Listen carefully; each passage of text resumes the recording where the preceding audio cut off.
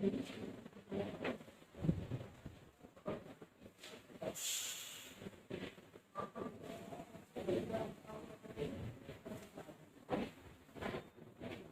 Friends, मैं संजीव प्रजापति अपने YouTube channel expert classes bye Sanjeev Prajapati में आपका हार्दिक स्वागत करता हूं। दोस्तों, जैसा कि आप जानते हैं, हम लोग पीरियोडिक टेबल पढ़ रहे हैं। पीरियोडिक टेबल में हमने सबसे पहले एटॉमिक रेडियस पढ़ा। एटॉमिक रेडियस पढ़ने के बाद हमने आयोनाइजेशन पोटेंशियल पढ़ा। आयोनाइजेशन पोटेंशियल, जिसको हम आयनन विभव कहते हैं। इसके बाद में आज हम इलेक्ट्रॉन एफिनिटी यानी इलेक्ट्रॉन बंधुता पढ़ने जा रहे हैं। इलेक्ट्रॉन बंधुता क्या है? जिस तरह से किसी परमाणु से एक इलेक्ट्रॉन निकालने में जो ऊर्जा प्राप्त होती है उसको आयनन ऊर्जा कहते हैं, ठीक उसी प्रकार एक परमाणु में किसी इलेक्ट्रॉन को प्रवेश कराने या एक इलेक्ट्रॉन को जोड़ने में जो ऊर्जा मिलती है उसको इलेक्ट्रॉन बंधुता या इलेक्ट्रॉन लब्धि ऊर्जा या इलेक्ट्रॉन गेन एंथैल्पी के नाम से जानते हैं।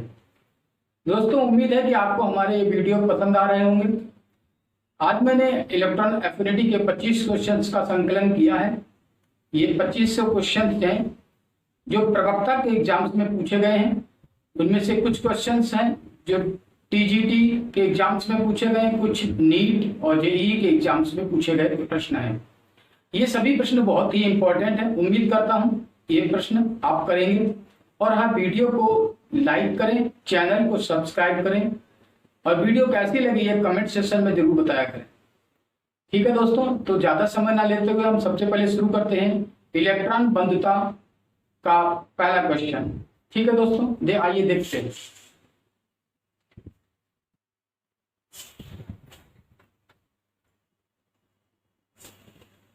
दोस्तों, हमारा पहला क्वेश्चन है परमाणु में एक इलेक्ट्रॉन जोड़ने पर उत्पन्न ऊर्जा। हमारा पहला क्वेश्चन है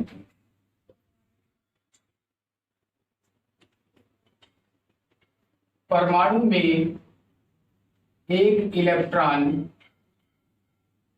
जोड़ने पर ऊर्जा। दोस्तों, ये हमारा पहला प्रश्न है। यानी एक इलेक्ट्रॉन किसी परमाणु के आउटर मोस्ट सबसेल में जब एंटर कराते हैं तो जो ऊर्जा मिलती है उस ऊर्जा को क्या कहते हैं? तो हमें मालूम होना चाहिए ऊर्जा क्या कहते हैं। इलेक्ट्रॉन बंधुता क्या कहते हैं इसे? इलेक्ट्रॉन बंधुता, या इसी को इंग्लिश में इलेक्ट्रो एफिनिटी के नाम से जानते हैं।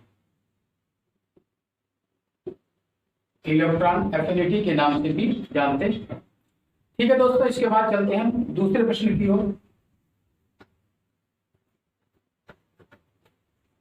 पढ़ते हैं दूसरा प्रश्न क्या लिखा हुआ है। दूसरा प्रश्न लिखा है क्लोरीन, ब्रोमीन, क्लोरीन और आयोडीन में इलेक्ट्रॉन एफिनिटी का क्रम बताइए। क्लोरीन, ब्रोमीन, क्लोरीन, आयोडीन में इलेक्ट्रॉन एफिनिटी का ऑर्डर बताइए। जब केवल ऑर्डर लिखा हुआ हो तब आपको जो ऑप्शन दिए जाते हैं उनमें इंक्रीजिंग और डिक्रीजिंग दोनों ऑर्डर ढूंढने होते हैं। उसमें से जो ऑर्डर सही हो उस पर टिक करना होता है। ठीक है, सॉल्यूशन में हम देखेंगे ये क्या है। क्लोरीन, ब्रोमीन, क्लोरीन, आयोडीन, ये सब एक ही समूह के तत्व हैं। ये सब 17वें समूह में आते हैं। इनका परमाणु, इनका इलेक्ट्रॉनिक विन्यास NH2 NP5 होता है।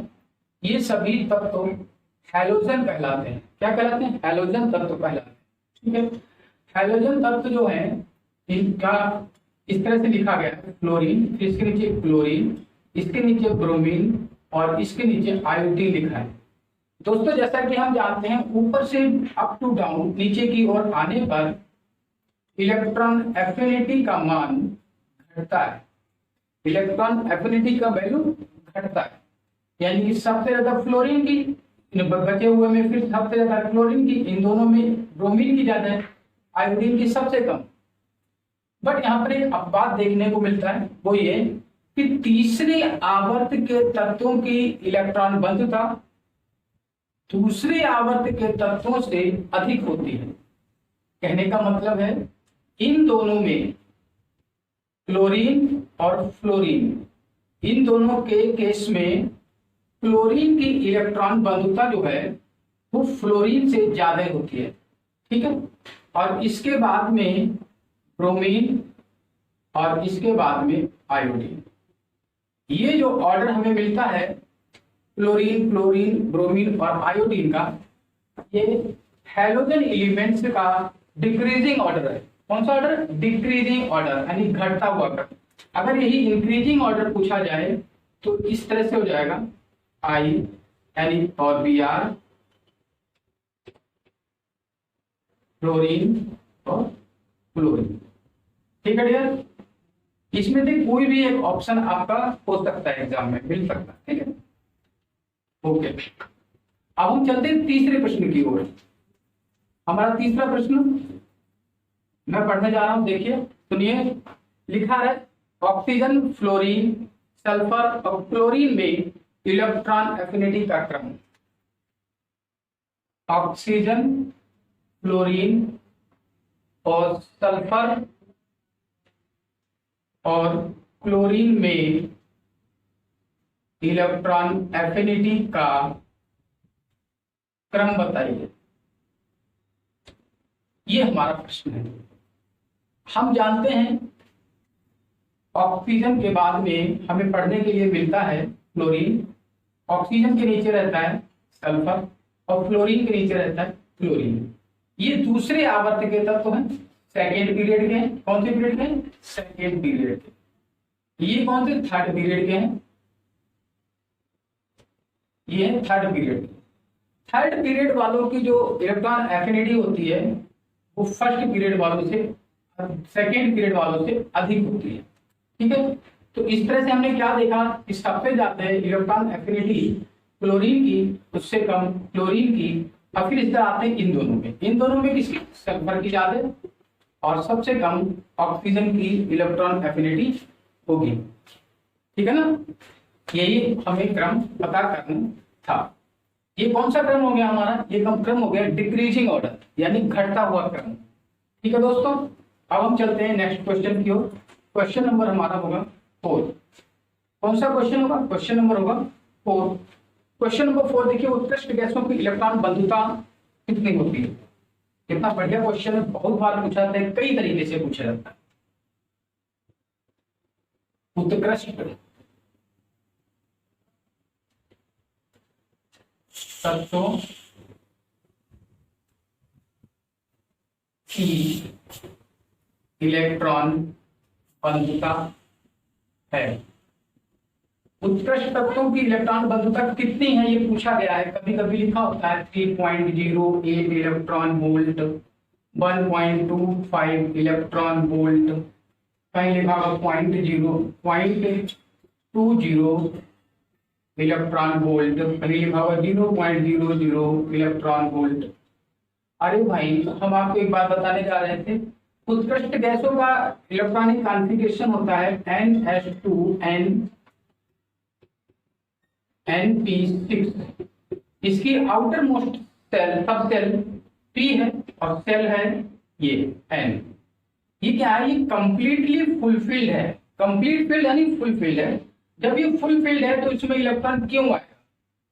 इसको इलेक्ट्रॉन की कोई जरूरत ही नहीं है, तो ये इलेक्ट्रॉन को रिसीव नहीं करता, इसमें कोई इलेक्ट्रॉन आके नहीं जुड़ता। जब इलेक्ट्रॉन आके इसमें जुड़ता ही नहीं है तो यहाँ पर इसके तत्वों की इलेक्ट्रॉन एफिनिटी कितनी हो जाएगी? 0। कितनी हो जाएगी?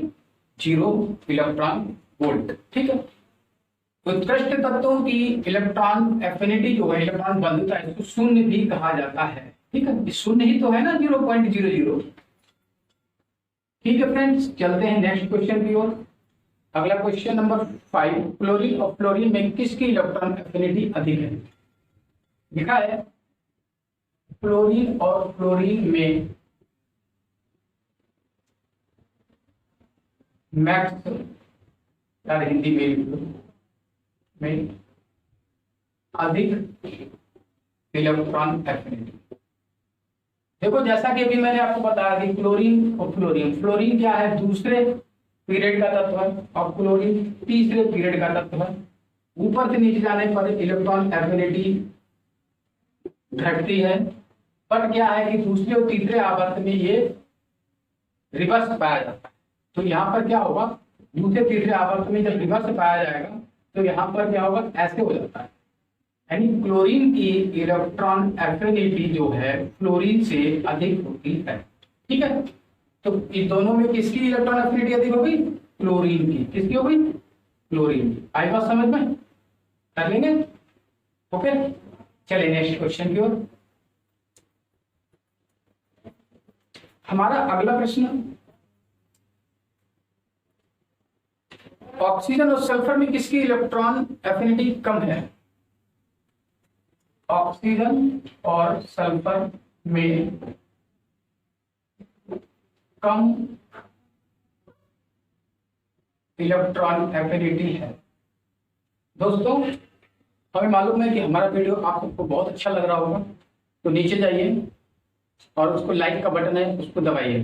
ठीक है ना, वीडियो को लाइक करेंगे तो हम लोग मोटिवेट होंगे और हम आपके लिए अच्छा काम करेंगे। और बहुत ही जल्द हम व्हाइट बोर्ड से डिजिटल बोर्ड की ओर जाने वाले हैं। लगभग 20 या 25 तारीख से हम कंटिन्यू डिजिटल बोर्ड पर वीडियो बनाकर आपको देंगे। ठीक है, चलिए तो हम ये प्रश्न देखते हैं। प्रश्न में लिखा है ऑक्सीजन और सल्फर में कम इलेक्ट्रॉन एफिनिटी है। फिर वही बात, ऑक्सीजन क्या है, सेकेंड पीरियड से संबंधित है और सल्फर थर्ड पीरियड से संबंधित है। इसे रिवर्स कर देते हैं। सल्फर की जो इलेक्ट्रॉन एफिनिटी होती है वो अधिक होती है, ऑक्सीजन की कम होती है। तो यहाँ पर कम पूछा है तो कम किसकी है, ऑक्सीजन की। किसकी कम है, ऑक्सीजन की इलेक्ट्रॉन एफिनिटी कम है। आई बात समझ में। नेक्स्ट, ये अपवाद है। दोस्तों हमारा वीडियो आपको पसंद आ रहा है, चैनल को सब्सक्राइब करें, वीडियो को लाइक करें, बेल आइकन प्रेस करें ताकि हमारी अगली वीडियो जो इलेक्ट्रॉन निगेटिविटी की आने वाली है वो आप तक पहुंच सके। और वीडियो कैसी लगी ये कमेंट सेक्शन में जरूर बताइएगा। अगला प्रश्न है हमारे पास, आवर्त सारणी में इलेक्ट्रॉन एफिनिटी का क्रम। आवर्त में यानी आवर्त में इलेक्ट्रॉन एफिनिटी पूछा है। आवर्त में इलेक्ट्रॉन एफिनिटी का ऑर्डर क्या होता है, घटता है, इंक्रीजिंग ऑर्डर होता है, डिक्रीजिंग ऑर्डर होता है, ये पूछा।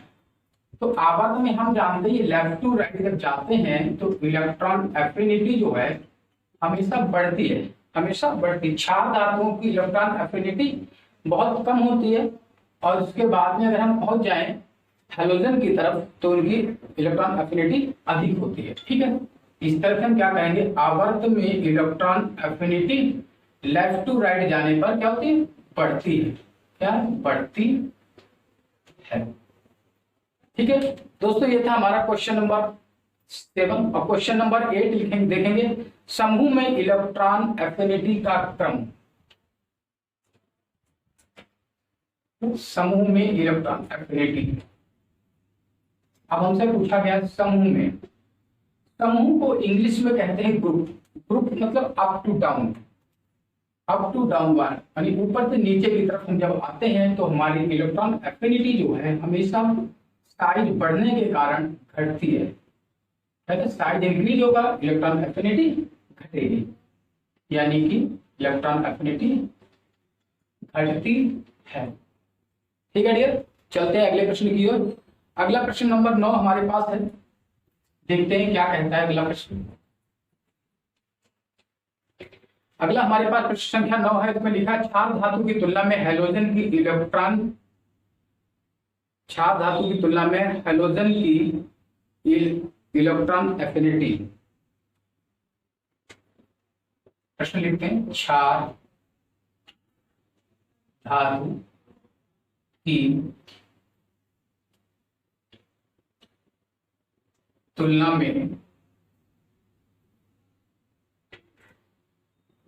हैलोजन की इलेक्ट्रॉन एफिनिटी। अब हमें दोस्तों इसमें यह बताना है कि क्षार धातु में जो हमारे पास सोडियम,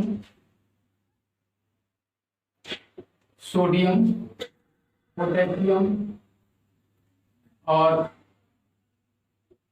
रूबिडियम, सीजियम, फ्रेंसियम, ये जो हमारे पास क्षार धातुएं होती हैं, इनकी तुलना में फ्लोरीन, क्लोरीन, ब्रोमीन, आयोडीन, ठीक है, ये हैलोजेंस होते हैं, इनकी तुलना कैसे की जाती है ये बताना है। तो क्षार धातुओं की इलेक्ट्रॉन एफिनिटी कम होती है और इधर जाने पर इलेक्ट्रॉन एफिनिटी बढ़ती है। इलेक्ट्रॉन एफिनिटी क्षार धातु की तुलना में हैलोजन की इलेक्ट्रॉन एफिनिटी कैसी होती है? बहुत अधिक होती है। कैसी होती है? बहुत अधिक होती है। यही कारण है कि संपूर्ण पीरियोडिक टेबल में क्लोरीन की इलेक्ट्रॉन एफिनिटी सर्वाधिक होती है, यानी कि बढ़ती है, बहुत उच्च होती है। कैसी होती है? उच्च होती है। ये ऑप्शन है, ये वो ऑप्शन है जो आपको एग्जाम में लिखा मिलेगा, ठीक है। कहीं लिखा होगा उच्च होती है, कहीं लिखा होगा निम्न होती है, कहीं लिखा बराबर होती है, कहीं लिखा होगा न, कोई नहीं, ठीक है। इसके बाद चलते हैं नेक्स्ट क्वेश्चन की ओर। अगला प्रश्न हमारा होगा प्रश्न संख्या 10, अधिकतम इलेक्ट्रॉन एफिनिटी वाले तत्व का इलेक्ट्रॉनिक विन्यास बताइए। अधिकतम इलेक्ट्रॉनिक एफिनिटी वाले तत्व का इलेक्ट्रॉनिक विन्यास पूछा गया, तो देखते हैं। अधिकतम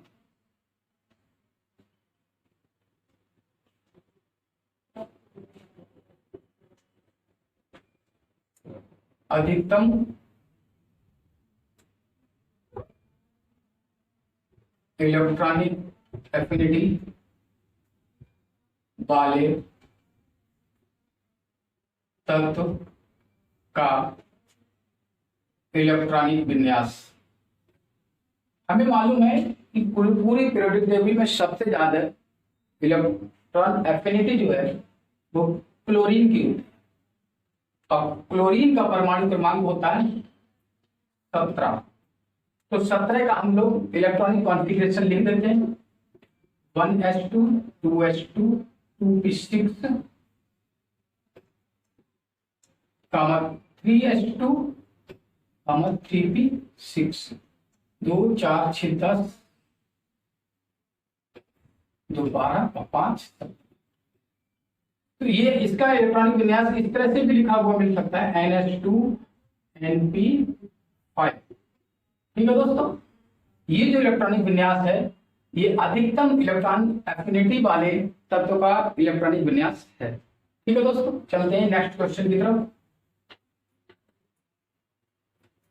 अगला प्रश्न हम बता रहे हैं आपको, प्रश्न संख्या 11, परमाणु का आकार बढ़ने पर इलेक्ट्रॉन एफिनिटी का क्या क्रम होता है। लिखा है परमाणु का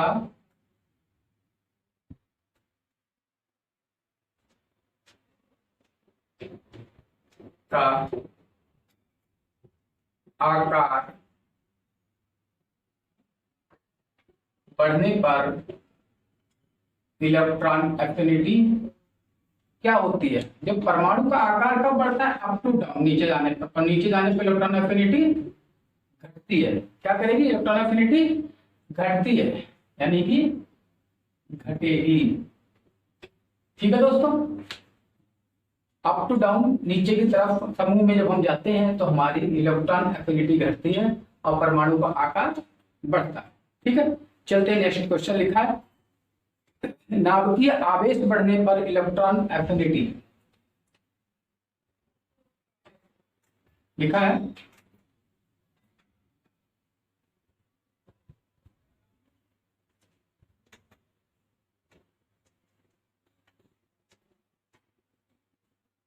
नाभिकीय आवेश।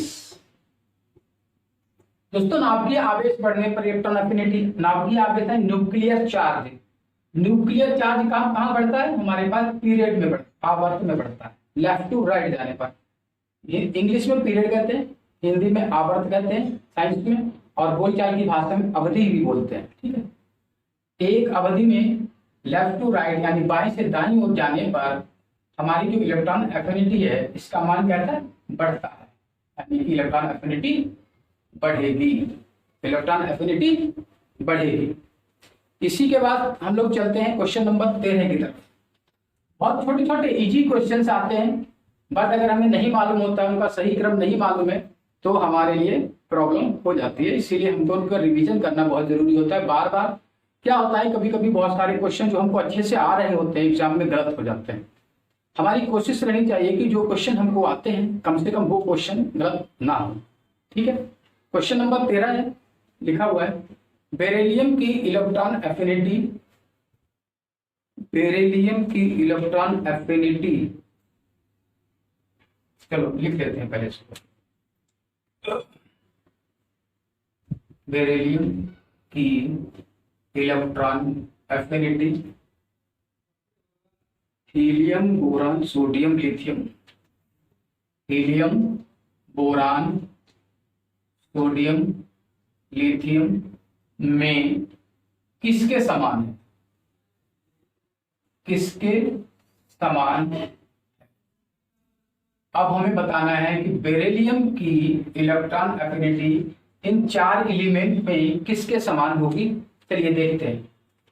बेरिलियम के पास कितने इलेक्ट्रॉन होते हैं, 4। कितने होते हैं, 4। 1s2 2s2, ये इसका इलेक्ट्रॉनिक कॉन्फ़िगरेशन होता है। अगर यहां से शुरू करें, हीलियम, हीलियम के पास 2 इलेक्ट्रॉन होते हैं 1s2।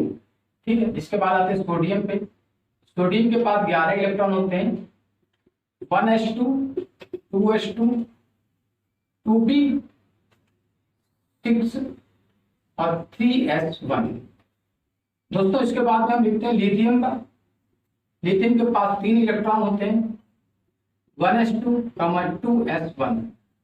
दोस्तों इस प्रकार हमने क्या देखा, बेरिलियम की कौन कौन रह गया, क्या हीलियम, हीलियम, बोरान रह गया। बोरान के 5 इलेक्ट्रॉन होते हैं 1s2 2s2 2p1। दोस्तों अब हमें क्या करना है, बेरिलियम के इलेक्ट्रॉनिक विन्यास की इन इलेक्ट्रॉनिक विन्यासों से तुलना करानी है, इन चारों से तुलना कंपेयर करनी है। अब फिर बताना है किसके समान है। अब देखते हैं इसमें क्या है, इसका इलेक्ट्रॉनिक कॉन्फ़िगरेशन का जो बाह्य कक्ष है, आउटर मोस्ट ऑर्बिटल जो है यानी सबसे पूर्ण है, यानी कि फुलफिल्ड है, और हीलियम का भी आउटर मोस्ट ऑर्बिटल का था फुलफिल्ड है। बाकी इसमें से कोई भी फुलफिल्ड नहीं है। तो इस तरह से हम कह सकते हैं बेरिलियम की इलेक्ट्रॉन एफिनिटी हीलियम तत्व के समान होगी। किसके समान होगी, हीलियम तत्व के समान होगी। तो चले आगे, ठीक है आगे बढ़ते। अब हमारे पास क्वेश्चन नंबर मेरे ख्याल से कौन सा है, 14। क्वेश्चन नंबर 14 बोले तो 14 नंबर का क्वेश्चन आज हमारे सामने होगा। फर्स्ट सेकंड थर्ड इलेक्ट्रॉन लब्धि एंथैल्पी का क्रम है। क्या लिखा, first electron affinity, second electron affinity and third electron affinity का क्रम, इसका क्रम बताना है। दोस्तों हमें मालूम है किसी भी परमाणु में जब एक इलेक्ट्रॉन प्रवेश करता है तो हमें ऊर्जा प्राप्त होती है, लेकिन दूसरा इलेक्ट्रॉन जब उसके अंदर हम डालते हैं, बढ़ाते हैं, तब क्या करते हैं, दूसरा इलेक्ट्रॉन प्रवेश कराने के लिए हमें ऊर्जा देनी पड़ती है। कहने का मतलब द्वितीय आयनाइजेशन इलेक्ट्रॉन एफिनिटी की जो वैल्यू होती है, जो ऊर्जा होती है, वो क्या होती है, हमें देनी पड़ती है, यानी उसका मान हमेशा निगेटिव होता है। तो इस प्रकार क्या होता है कि यहाँ पर ये क्रम इस तरह से हो जाएगा कि पहले आयनाइजेशन एनर्जी वो इलेक्ट्रॉन एंथैल्पी कम होगी, दूसरी की ज्यादा होगी और तीसरी की सबसे ज्यादा होगी। ये क्रम आप हमेशा याद रखिए, ठीक है दोस्तों। ये क्वेश्चन बहुत बार पूछा गया है, कई सारे एग्जाम्स में पूछा गया है। फिर हमें लगता है अरे वाह कितना इजी क्वेश्चन पूछा गया, लेकिन जब हमें नहीं मालूम होता है तो हमारे लिए इजी ही बहुत कठिन हो जाता है। इसके बाद लिखेंगे किसी तत्व की सेकेंड इलेक्ट्रॉन एंथैल्पी होती है, तत्व की सेकेंड इलेक्ट्रॉन एंथैल्पी है, इलेक्ट्रॉन एफिनिटी सदैव होती है। कैसी होती है? हमेशा पहली वाली जो होती है फर्स्ट वो पॉजिटिव होती है, सेकेंडरी हमेशा कैसी होती है? निगेटिव होती है। कैसी होती है? निगेटिव होती है। ये ध्यान रखो आप, ठीक है ना। यही रीजन है कि सेकेंडरी द्वितीय इलेक्ट्रॉन एफिनिटी हमेशा प्राइमरी पर फर्स्ट वाली से अधिक होती है, क्योंकि पहली वाली में एनर्जी मिलती है, दूसरी वाली में एनर्जी देनी पड़ती है, ठीक है ना। अगला क्वेश्चन है हमारे पास क्वेश्चन नंबर 15। क्वेश्चन नंबर 15 में अगर पहुंचते हैं, लिखा है के plus potassium plus Ca2 plus, इसके बाद लिखा है क्लोरीन 1 निगेटिव, सल्फर 2 निगेटिव की त्रिज्याओं का वृद्धि क्रम की रेडियस का क्रम बताओ। अब इसका क्रम बताएं, रेडियस का क्रम। आयनिक त्रिज्या का सवाल आ गया। ये देखिए, हमें मालूम है कि पोटेशियम +1 है, इसमें इलेक्ट्रॉन, इसका परमाणु क्रमांक 19 होता है, और इसमें जब एक इलेक्ट्रॉन निकल गया तो इलेक्ट्रॉन कितने बचे? 18। ऐसे ही कैल्शियम 2 पॉजिटिव देखें, इसमें परमाणु क्रमांक कितना होता है? 20, 2 इलेक्ट्रॉन निकल गए, कितने बचे? 18। क्लोरीन में परमाणु क्रमांक कितना होता है? 17, एक इलेक्ट्रॉन ऐड हो गया, कितने हो गए? 18। ऐसे ही सल्फर में 2 निगेटिव है, यहाँ पर 2 इलेक्ट्रॉन, इसका परमाणु क्रमांक 16 होता है, और 2 इलेक्ट्रॉन ऐड होने पर इलेक्ट्रॉन संख्या 18 हो जाती है। ये कैसे एलिमेंट हो जाते हैं? Iso electronic. कैसे होते हैं?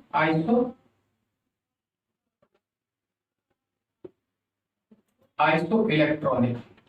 आइसो इलेक्ट्रॉनिक के केस में मैंने आपको बताया था रेडियस का क्रम, जिस पे निगेटिव ज्यादा है उसकी रेडियस सबसे ज्यादा है, यानी जिस पे पॉजिटिव ज्यादा है उसकी रेडियस सबसे कम, यानी कि सबसे कम रेडियस हो जाएगी C+2 की, और इससे ज्यादा रेडियस हो जाएगी K+ की, इससे ज्यादा रेडियस हो जाएगी क्लोरीन की, और सबसे ज्यादा रेडियस होगी सल्फर 2 निगेटिव।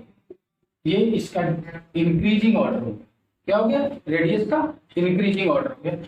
दोस्तों, उम्मीद है कि आपको सवाल समझ में आ रहे हैं। अगर किसी और तरीके का मॉडिफिकेशन आपको चाहिए, सवाल समझ में नहीं आ रहा है, तो कमेंट करके हमें जरूर बताइए, ठीक है। चलते हैं अगले सवाल की ओर। हमारे पास टीजीटी में इसी तरह के सवाल बनते हैं।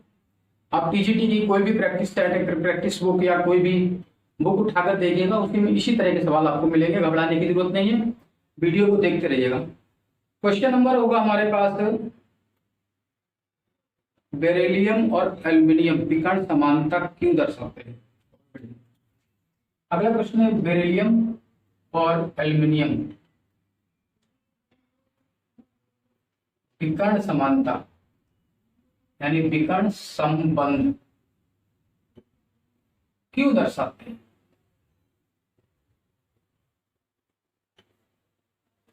दोस्तों, हम जानते हैं दूसरे आवर्त और तीसरे आवर्त के तत्वों में विकर्ण संबंध पाया जाता है। ये विकर्ण संबंध जो पाया जाता है, ये क्यों पाया जाता है? विकर्ण संबंध, इनमें क्या होता है, इनकी त्रिज्याएं तुलनात्मक रूप से समान होती हैं। जिनकी त्रिज्याएं तुलनात्मक रूप से समान होती हैं उनमें विकर्ण संबंध पाया जाता है। क्यों पाया जाता है? क्योंकि बेरिलियम और एल्यूमिनियम की त्रिज्याएं, क्या चीज? त्रिज्याएं तुलनात्मक रूप से, कैसे? तुलना करने पर, जब तुलना करेंगे तभी तो पता चलेगा, रूप से समान होती है। कैसी होती है? समान होती। दोस्तों, आप उम्मीद है कि ये चीज पूछा जाता है, बहुत बार पूछा जाता है कि तत्वों में विकर्ण संबंध पाए जाने की कंडीशन क्या है, क्यों पाई जाती है? तो इसीलिए पाई जाती है कि उनकी जो त्रिज्याएं हैं वो आपस में बराबर होती है, ठीक है। इसके बाद अगला प्रश्न हम लोग देखते हैं। अगला प्रश्न हमारे पास लिखा हुआ है, जर्कोनियम और हैफनियम की त्रिज्याएं क्यों समान है? लिखा है जर्कोनियम एंड हैफनियम की रेडियस क्यों सेम है? इसका एक ही कारण होता है, लैंथेनाइड संकुचन। क्या होता है?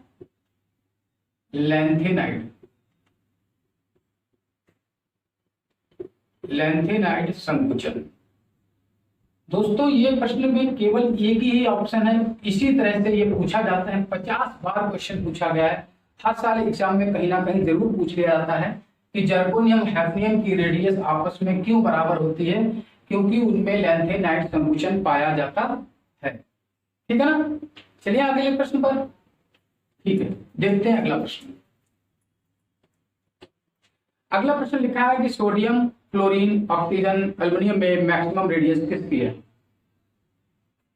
चलिए, सोडियम, क्लोरीन, ऑक्सीजन और एक और है एल्युमिनियम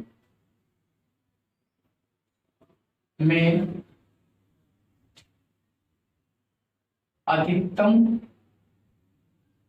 त्रिज्या किसकी है बताना है, बड़ा साइज किसका है ये बताना है। ठीक है, अब देखते हैं। हमने क्या देखा, सोडियम का 11 होता है, एक इलेक्ट्रॉन कम हो गया तो इलेक्ट्रॉन संख्या 10। क्लोरीन का इलेक्ट्रॉनिक वो इसका परमाणु क्रमांक होता है 9, एक इलेक्ट्रॉन ऐड करने पर इलेक्ट्रॉन संख्या हो गई 10।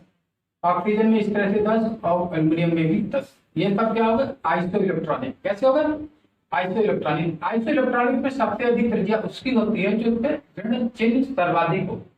ठीक है, यहाँ पर ऋणात्मक चिन्ह सर्वाधिक है, इसमें सबसे अधिक त्रिज्या किसकी होगी? O2 नेगेटिव की। सही बात समझ में? ये हो गया हमारा आंसर। हेलो फ्रेंड, चलते हैं अगले प्रश्न की ओर। लिखा है लिथियम, बोरॉन, बेरिलियम और कार्बन में सबसे छोटी त्रिज्या किसकी होगी?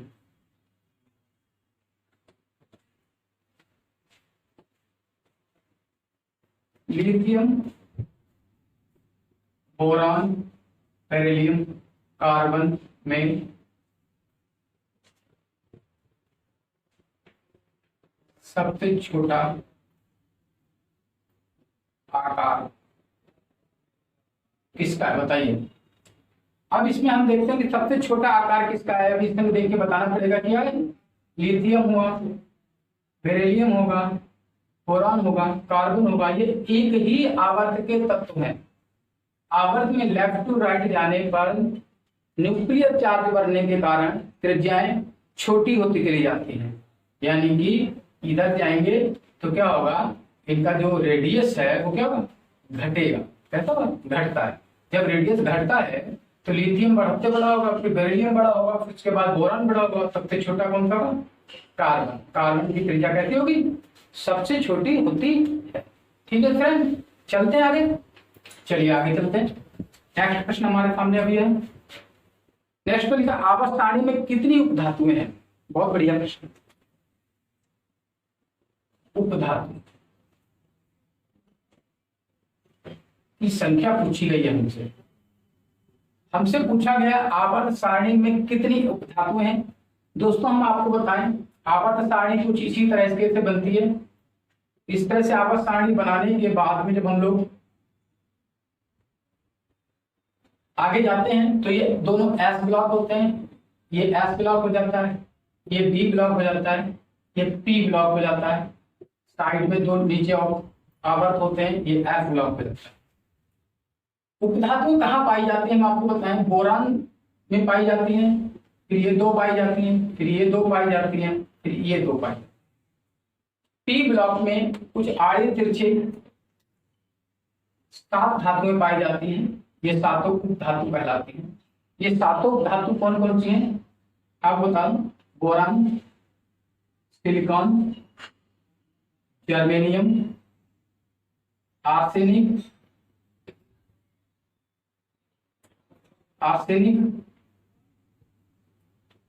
एंटीमनी, टेल्यूरियम और पोलोनियम। ये सातों जो तत्व हैं ये उपधातु कहलाते हैं और सात के सातों तत्व ये पी ब्लॉक में पाए जाते हैं। ठीक है फ्रेंड, इसके बाद में अगला प्रश्न हम पढ़ेंगे। इलेक्ट्रॉनिक विन्यास की पीरियोडिक टेबल में स्थिति। हमें इलेक्ट्रॉनिक विन्यास दिया है किसी तत्व का और पूछा ये पीरियोडिक टेबल में कहाँ होगा, ठीक है, लिख देते हैं 4F14 4F14 5D7 और ये लिखा हुआ है 6S2 की पीरियोडिक टेबल में स्थिति। दोस्तों इस तरह के जब भी प्रश्न हमारे सामने आए तो हमें केवल ये देखना है कि तत्व का अंतिम इलेक्ट्रॉन किस सबसेल में जा रहा है। हमने देखा F ब्लॉक, F सबसेल भरा हुआ है, S सबसेल भी भरा हुआ है। अंतिम इलेक्ट्रॉन D में जा रहा है, D सबसेल ऐसी है जो अभी फुल फिल्ड नहीं है, वहां इलेक्ट्रॉन आने की गुंजाइश है, यानी कि अगला जो इलेक्ट्रॉन आएगा वो कहाँ आएगा, D में आएगा। इस प्रकार हमें पता है कि पीरियोडिक टेबल में उपर्युक्त तत्व जो है डी ब्लॉक का तत्व है। कौन से ब्लॉक का? डी ब्लॉक का तत्व है। दोस्तों इस तरह से ब्लॉक निकालना आ गया, ठीक है ना। अगली बार चलते हैं अगले प्रश्न की तरफ। अगला प्रश्न हमारे सामने है पोटेशियम ब्रोमीन क्रिप्टॉन और सेलेनियम में न्यूनतम आयोनाइजेशन पोटेंशियल वाला तत्व में न्यूनतम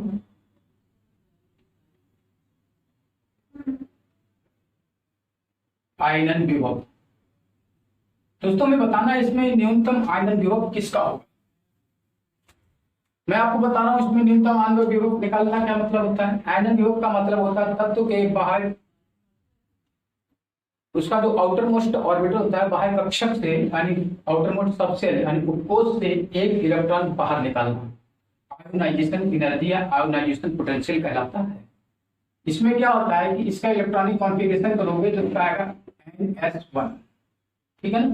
और इसमें हमें मालूम है ये S क्या है, इसके पास एक ही इलेक्ट्रॉन है तो ये अपना एक इलेक्ट्रॉन आसानी से त्याग देता है।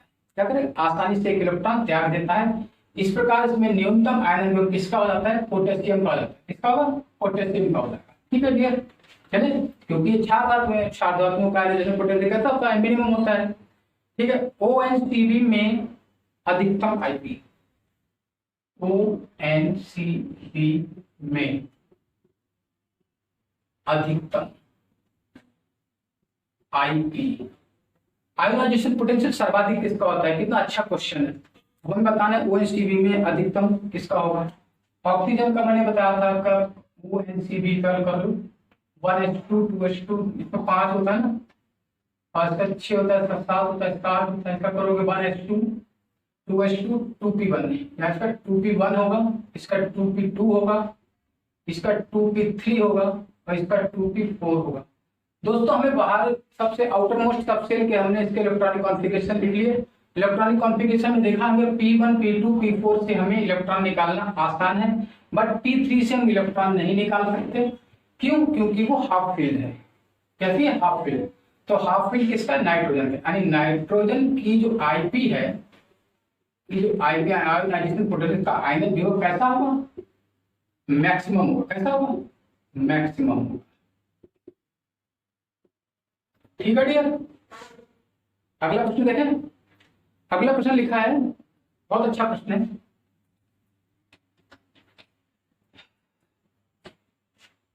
अगला प्रश्न लिखा हुआ है सोडियम मैग्नीशियम एल्युमिनियम, ठीक है, sodium magnesium aluminium silicon phosphorus sulphur, silicon phosphorus sulphur में IP क्रम बताइए, में आयोनाइजेशन पोटेंशियल यानी आयनन विभव का क्रम बताना है, इसको ऑर्डर बताना है। डिक्रीजिंग ऑर्डर बना लीजिए, चाहे इसका इंक्रीजिंग ऑर्डर बना लीजिए, ठीक है। तो कैसे बनाते हैं बताएं। हम सबसे पहले उन तत्वों को देखते हैं। सबसे पहले क्या करेंगे, उसको लिखेंगे जिसका आयोनाइजेशन पोटेंशियल सबसे कम होगा। सबसे कम किसका होगा, सोडियम। किसका होगा, सोडियम। सोडियम से ज्यादा किसका, मैग्नीशियम का। लेकिन मैग्नीशियम के H2 कैसा होता है, फुल फिल्ड होता है, ठीक है। तो इसका कम ज्यादा हो जाएगा किससे, एल्युमिनियम से। एल्यूमिनियम तो एल्यूमिनियम पहले आएगा, फिर आएगा मैग्नीशियम, इसके बाद में आएगा सिलिकॉन। लेकिन फास्फोरस सल्फर में अगर देखा जाए तो फास्फोरस नाइट्रोजन के नीचे आता है, इसका P3 होता है, 3p3। तो 3p3 में क्या होगा, ये हाफ फील्ड हो जाएगा, हाफ फील्ड वाले का सल्फर से ज्यादा होगा, पहले P सबसे बाद में। भाई बात समझ रहे हो, ये बढ़ता हुआ क्रम हो गया, इंक्रीजिंग ऑर्डर हो गया। दोस्तों उम्मीद करता हूं कि आज की वीडियो आपको समझ में आई होगी। बहुत अच्छे 25 क्वेश्चंस का मैंने संकलन यहाँ पर दिया था, आप सबको दिया।